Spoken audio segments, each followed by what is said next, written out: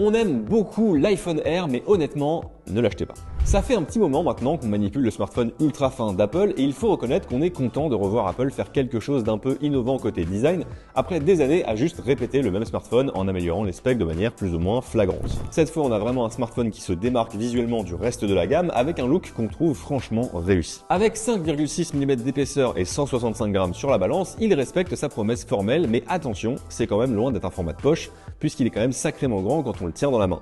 Et justement, dans la main, la sensation reste quand même super agréable. Vraiment, je me répète, mais c'est une vraie réussite de design. Mais du coup, pourquoi on ne le conseille pas? Eh bien, c'est tout bête, mais pour arriver à un résultat comme celui-là, il faut faire des concessions.